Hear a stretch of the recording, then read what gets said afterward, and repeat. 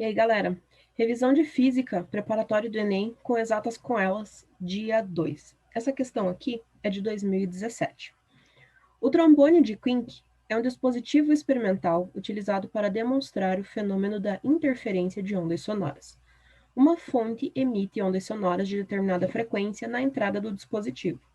Essas ondas se dividem pelos dois caminhos, ADC e AEC, e se encontram no ponto C, a saída do dispositivo, onde se posiciona um detector. O trajeto ADC pode ser aumentado pelo deslocamento dessa parte do dispositivo. Com o trajeto ADC igual ao AEC, capta-se um som muito intenso na saída. Entretanto, aumentando gradativamente o trajeto ADC até que ele fique como mostrado na figura, a intensidade do som na saída fica praticamente nula. Então, o que tem aqui de interessante?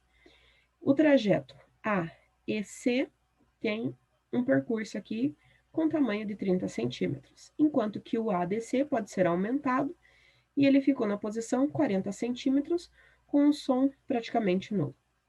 Desta forma, conhecida a velocidade do som no interior do tubo, de 320 metros por segundo, é possível determinar o valor da frequência do som produzido pela fonte.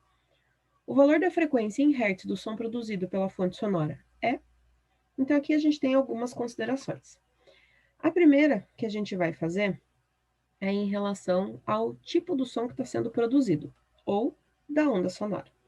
Então, a gente tem a relação que, quando os dois trajetos AEC e ADC são iguais, a gente tem as duas ondas percorrendo o mesmo caminho e saindo aqui no detector com o seu valor máximo, ou seja, é uma interferência construtiva, porque essas duas ondas estão na mesma fase e quando elas chegam no detector, elas têm exatamente a mesma sonoridade, só que essa onda está praticamente duplicada.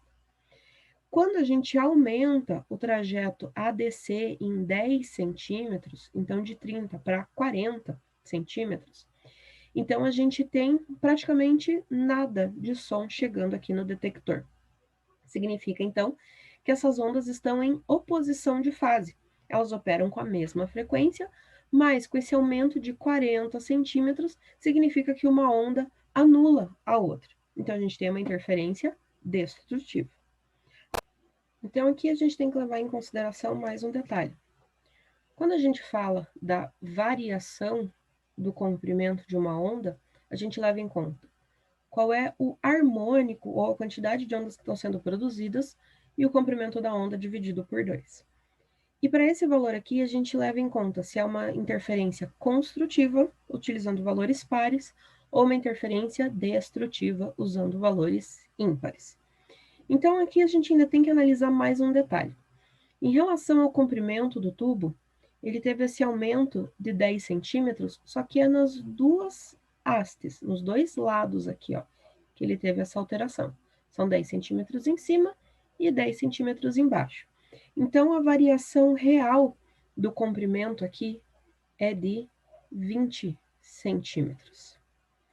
E ainda a gente leva em conta que o fato de uma onda compensar a outra e o som ser praticamente nulo, quer dizer que a gente tem interferência destrutiva, então a gente vai considerar aqui como sendo a primeira interferência destrutiva. Então, de valor aqui igual a 1 vezes o nosso comprimento de onda dividido por 2. Então, esse 2 que está aqui dividindo, muda de lado da igualdade multiplicando, e o nosso comprimento de onda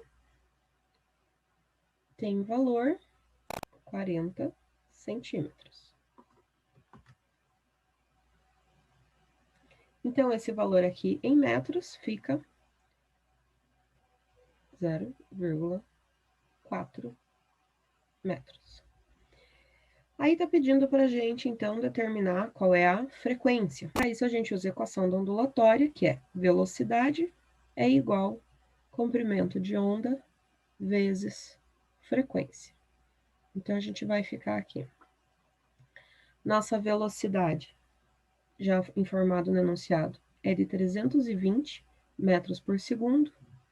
Nosso comprimento de onda de 0,4 ou 0,40 vezes a frequência. O valor aqui de frequência que a gente vai encontrar, 0,4 que está multiplicado, muda de lado da igualdade dividindo, então 320 dividido por 0,4, a gente tem aqui é de 800 Hz. Então, nossa alternativa correta é a letra C.